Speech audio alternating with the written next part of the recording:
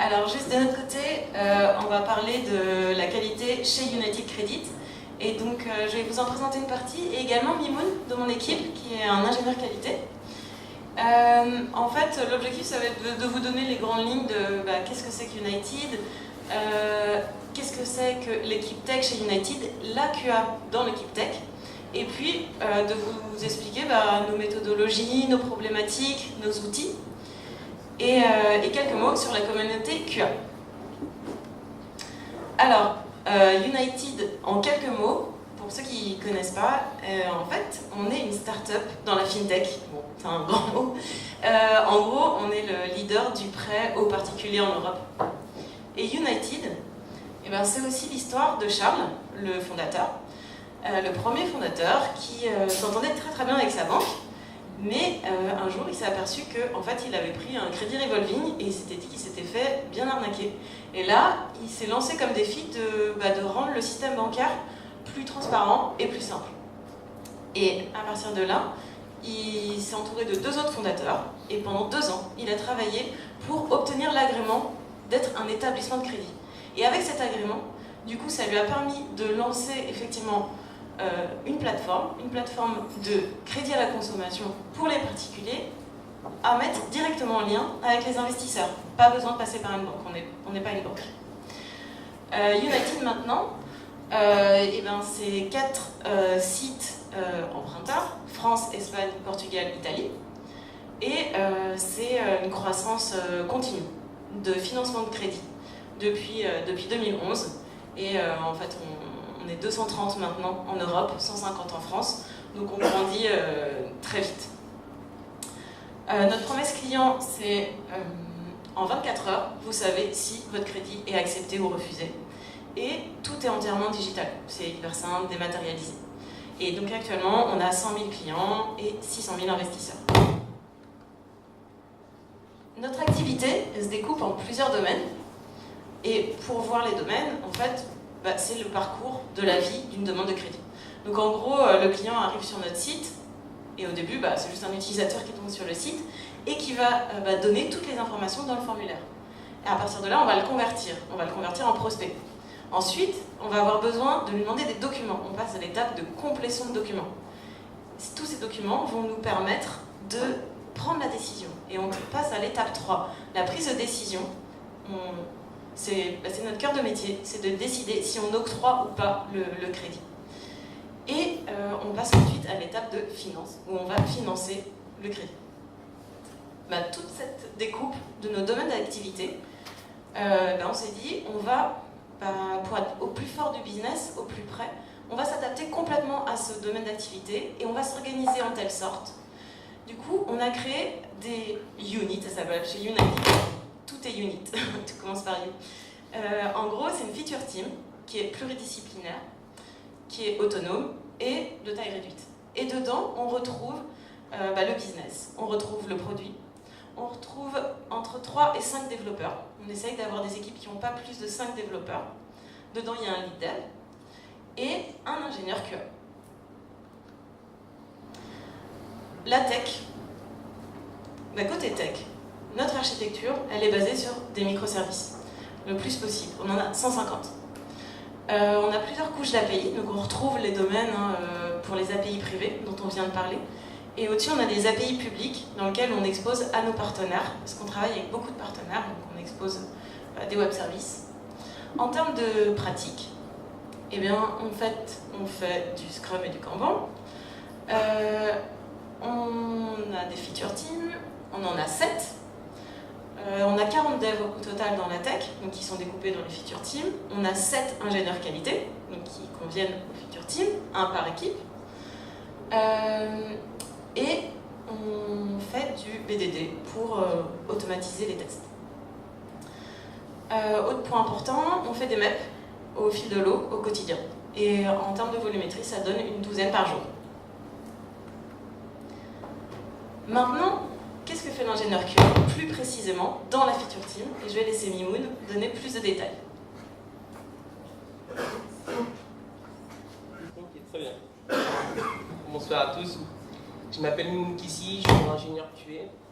Donc, je suis intégré dans une feature team qui exporte le logiciel sur l'international. Donc ma fonction première, c'est d'être le coach qualité dans ma feature team. Donc c'est vraiment de répondre les bonnes pratiques au sein des feature teams, au sein de ma feature team. Et du coup, c'est d'être le garant de la qualité. Donc comment on va se définir le garant de cette qualité? Donc je vais vraiment être présent au niveau de l'élaboration des user stories.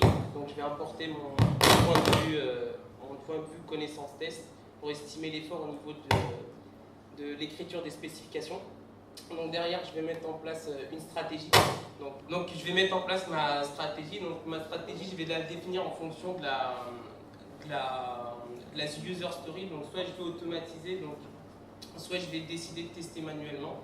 Et donc voilà, mon objectif premier, c'est vraiment de mettre en place des outils qui vont garantir la qualité de la MEP, de la user story.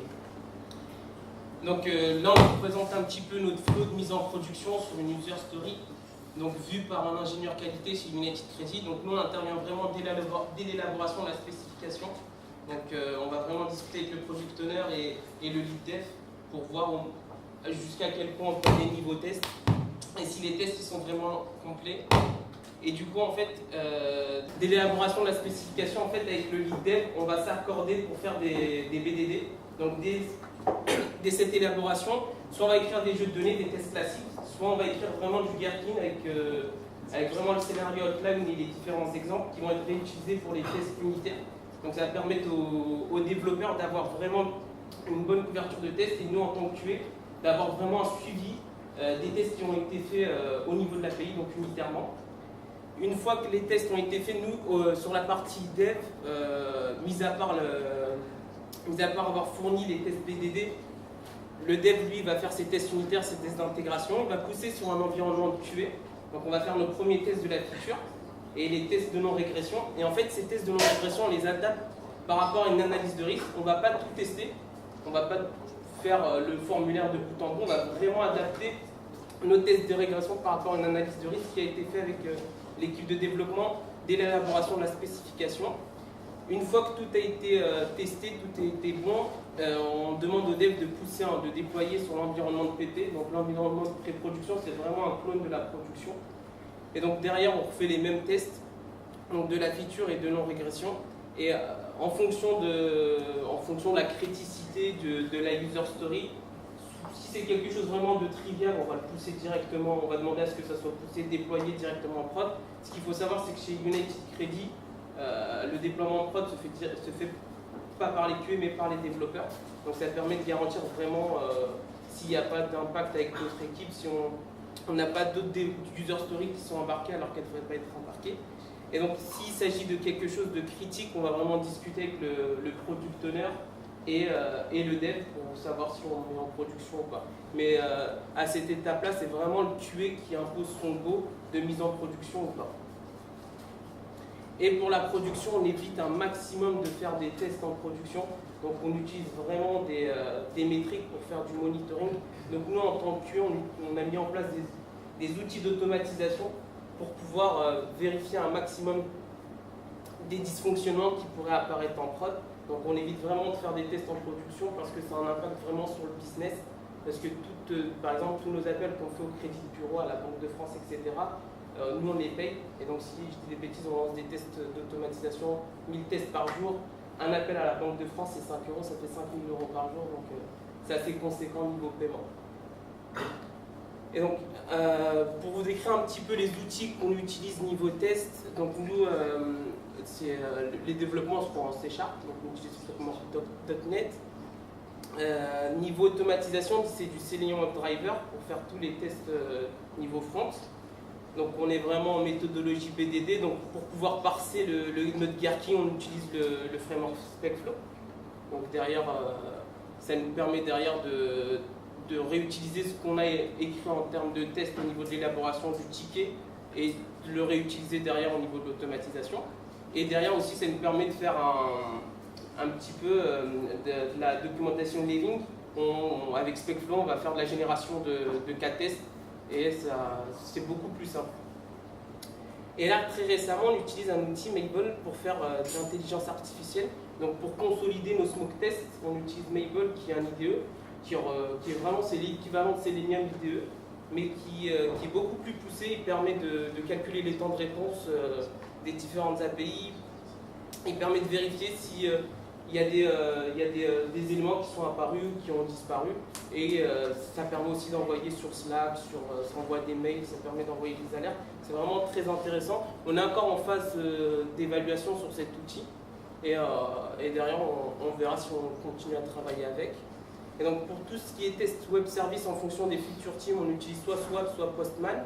Et derrière, pour faire toute l'automatisation, vu qu'on fait beaucoup d'appels web service avec différents partenaires, et qu'on veut automatiser ces différents appels, on utiliserait Sharp.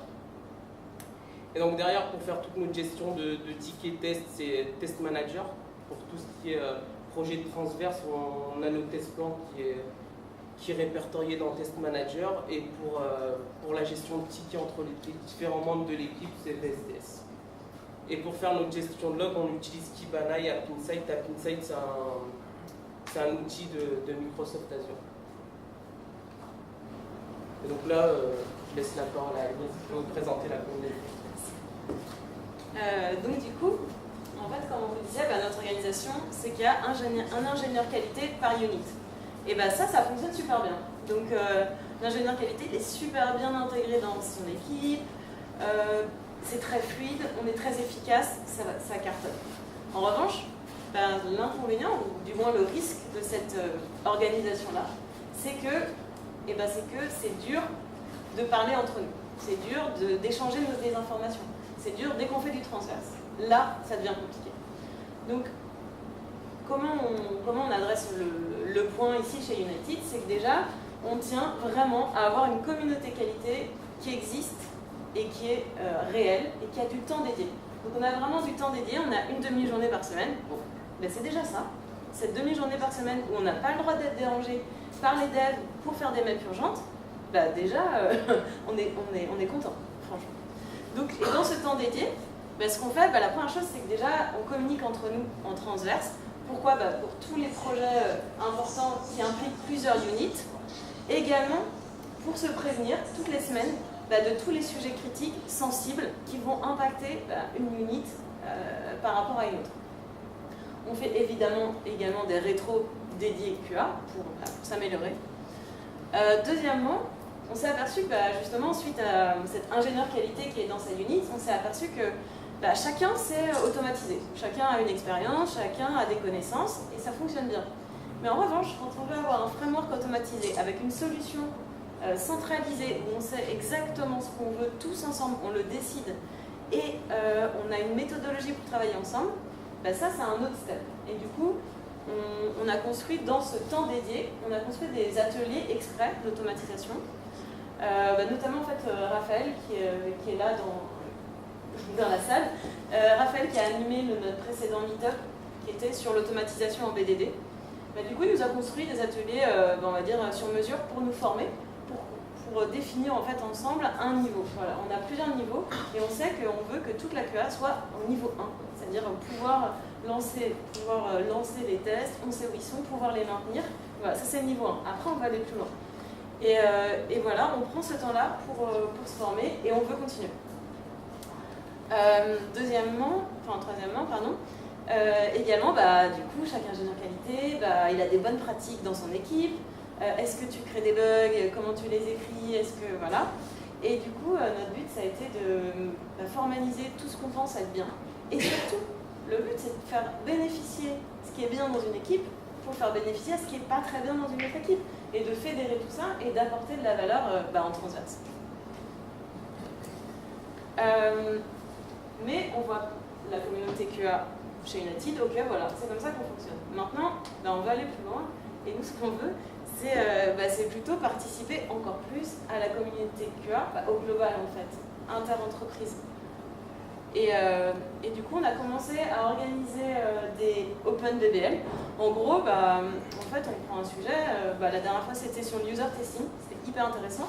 Et du coup, en fonction des places disponibles, comme c'est chez nous, on prévient des personnes qu'on connaît dans les autres QA et puis dans les autres entreprises. Et puis du coup, ça permet de bénéficier des sujets et puis d'échanger aussi sur chaque sujet.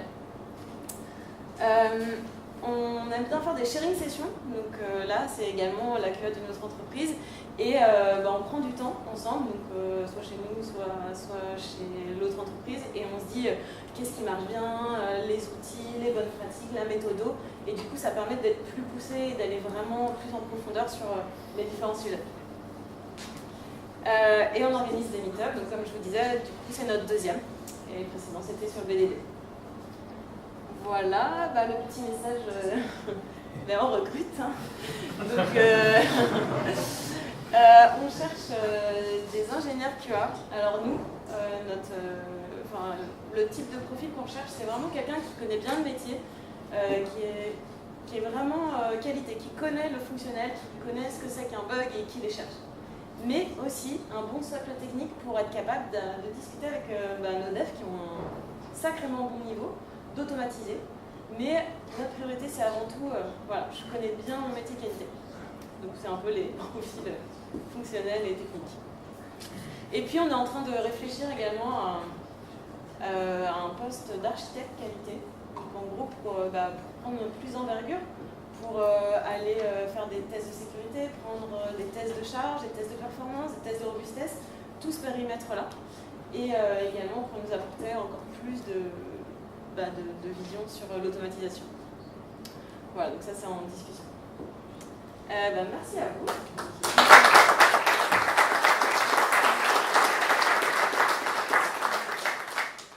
Et du coup, on passe à une petite session de questions-réponses. Donc l'équipe, si vous voulez, je trouve ça sympa si vous voulez venir avec moi.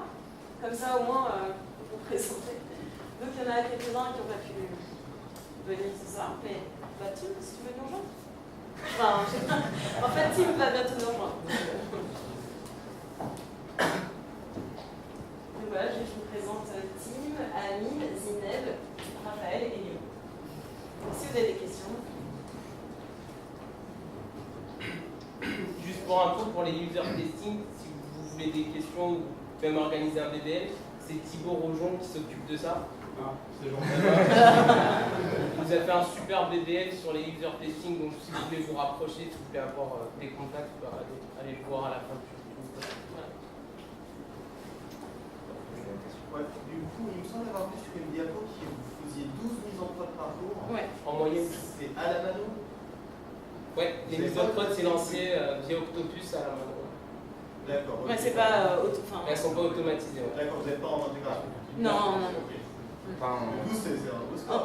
En moyenne, ouais. Et après, ce qu'il faut savoir, c'est que c'est des mises en prod, des fois, c'est juste une modification d'un champ dans le formulaire.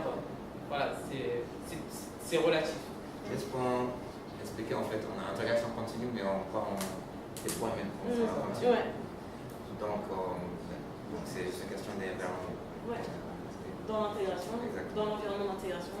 Et même pour les petites modifs bug fix rapido, vous refaites passer les tests avant de mettre en prod. C'est ça. Ouais. Et du coup, il y a une MEP à chaque fois. Oui, mais du coup, en fait, c'est le fait d'être en microservice qui nous permet de pouvoir en effet indépendamment des autres équipes. Et on essaye de, nous, côté qualité, comme je vous dis, on essaye de fédérer tout le monde pour qu'ils feature flag leur développement. Et du coup, ça permet de ne pas bloquer les autres équipes. Et nous, même si de leur côté ils bug, ça ne nous empêche pas de développer de pousser en prod notre feature. Comment vous faites les tests de bout en bout et comment vous analysez l'impact d'un microservice dans les 150 sur 2, 3, 4 microservices cascades? En fait, on a un premier élément de cette réponse. En fait, il y a Universalis, qui est un outil qui a été développé par nos devs, qui permet justement de connaître c'est une cartographie en fait de chaque microservice. Donc ça, c'est hyper utile et c'est indispensable.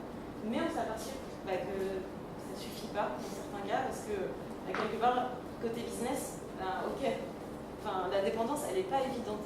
Et du coup, on s'est aperçu que malheureusement, dans la vraie vie, on a quand même des impacts. Et du coup, on est en train de construire justement une carte de risque en se disant, j'ai tous mes composants et je dessine mes impacts, je les connais et on va enrichir ça avec les incidents, tout simplement. La vraie vie, ok, on a eu tel problème, donc est-ce que c'est bien sur la map, tel qu'on l'a vu? Est-ce que automatique. En fait, aujourd'hui, dans nos tickets, quand on essaie par exemple de développer quelque chose, on rajoute un élément qui s'appelle Risk Analysis, qui nous permet de déterminer toutes les API qui sont touchées par le développement en question. Et c'est ce qui va nous guider dans la non-régression qu'on va faire. C'est vrai que des fois, on tombe sur une non-règle qui est assez volumineuse, et du coup, on fait participer toute l'équipe à la non-régression. Le travail d'analyse de risque, on le fait avec l'outil Universalis, mais aussi avec les retours d'expérience qu'on a sur les anciens incidents. C'est une question d'un ordre pas technique, parce que je suis technique. C'est comment est-ce que vous gérez la pression quand la livraison est imminente et qu'on dit systématiquement ce qu'il y a qu'il faut, on saute ces tests-là parce que voilà, on livre tout de suite. C'est là où on rentre en compte, où on est là, on impose le no-go en disant moi j'ai pas fait les tests. En fait, on a un niveau de criticité en disant voilà, si on met, là il y a un code rouge, il va risquer d'y avoir de gros problèmes en prod, et du coup, qui dit problème, vu qu'on est dans un domaine financier, dit grosse perte d'argent. Donc tout de suite, le business, quand il entend perte d'argent, il dit ouais, d'accord. En tout cas, nous, sincèrement, ça marche très bien.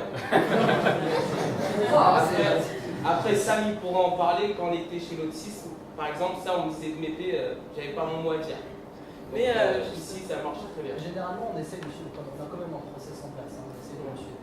Pas de mettre le vendredi, pas de mettre après 17h, on essaye. C'est vrai qu'on a la pression du business qui nous dit cette future-là est très importante et il faut la mettre dès maintenant, mais quand on dit non, c'est non. Et justement, point intéressant, quand je suis arrivée, ça faisait un mois que j'étais, non, même pas 2 semaines, et on a eu le cas justement où une personne de QA dit non, il faut pas m'appeler.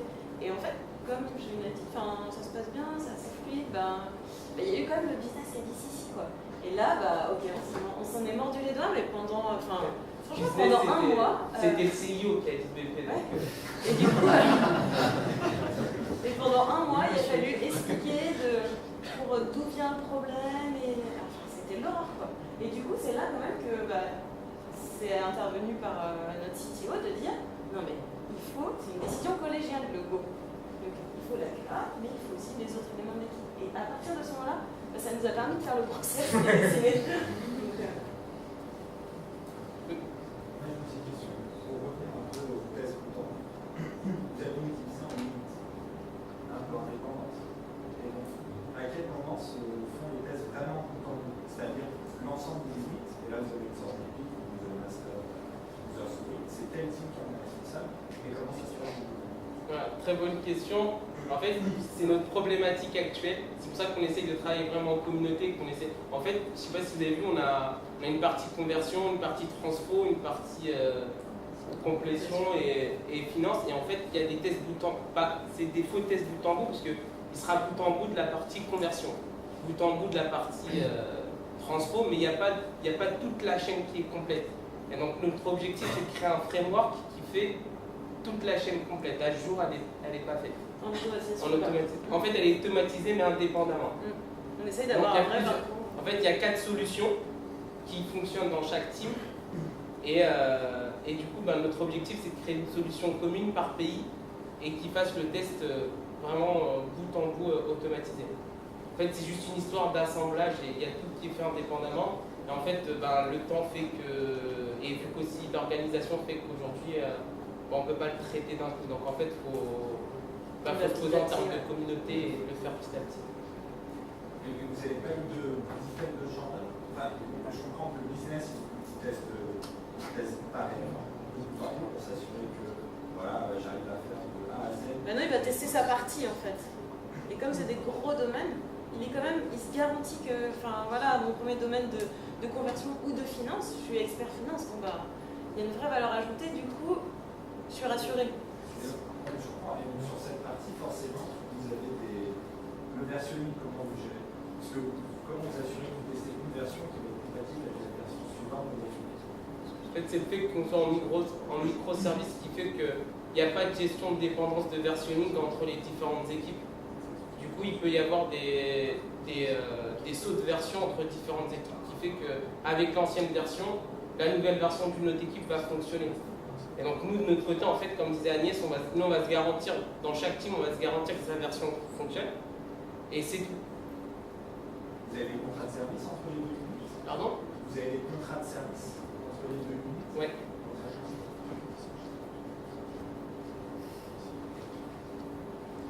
Moi j'ai une question, je ne connais pas le produit, mais j'imagine qu'il est disponible et sur desktop et sur mobile. Oui, oui.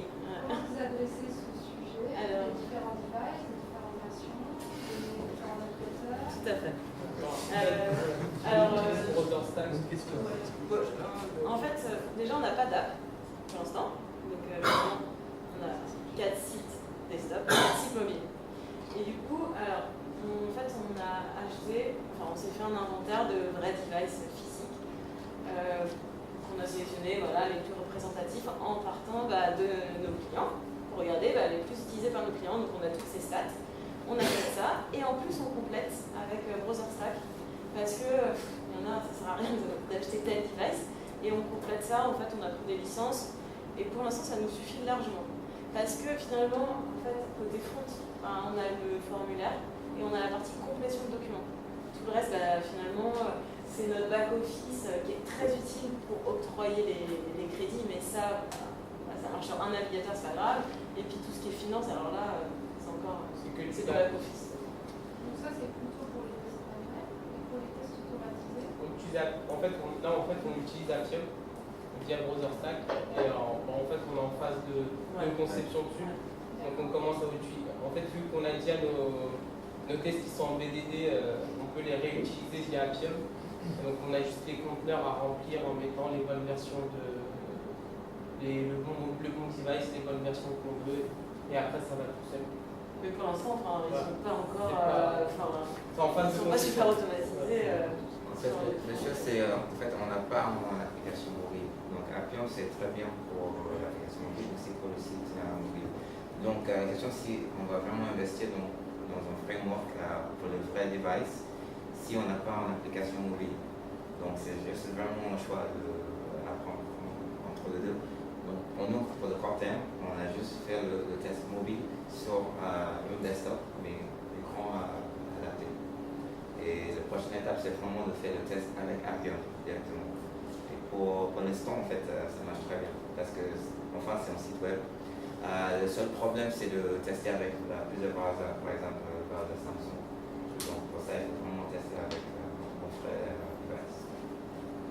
Ça veut dire qu'à chaque fois que vous testez sur tous les devices, pour les tests manuels, on parle Pour ceux qui sont les plus importants, en fait, en gros, on maîtrise le risque et on se dit, bon, ça fait partie de la stratégie. ouais, ça fait partie de la stratégie, tout à fait, on ne va pas tout faire parce que c'est pas possible. Oui, ça dépend vraiment de fonctionnalité qu'on sort. Si on pense que c'est quelque chose qui est vraiment lié au browser, par exemple, au device, oui, on peut faire le test avec plusieurs devices, mais si c'est un changement qui est vraiment universel, on n'a pas besoin.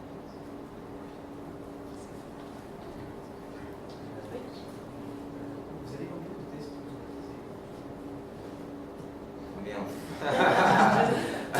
C'est une bonne question, juste. En fait, on a le test qui on lance régulièrement et le test qui on lance pas régulièrement.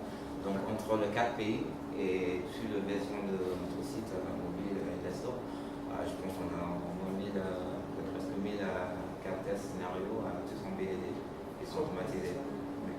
Ça, c'est pour toute l'équipe, conversion, compression. Est-ce qu'ils sont intégrés à l'application? Est-ce qu'ils sont inclus dans l'application? Non. En fait, ça dépend. Par exemple, on a le test pour le UI et on a le test web service. Donc, déjà, on a tout notre script c'est dans Git, c'est dans le cloud. Pour lancer régulièrement, donc ça veut dire chaque fois aller en modif, on peut lancer automatiquement avec VSTS, l'écosystème Microsoft. Et donc, pour le web service, pour le smoke test, on utilise le web service. Donc, pourquoi? Parce que le web service sont le plus stable, en gros. Donc, c'est juste pour tester que ça fonctionne dans notre chaîne pour le produit. Bon, du coup, on va arrêter l'émission parce qu'on va passer à la suite. Et en revanche, on pourra complètement continuer à échanger après. Merci à vous.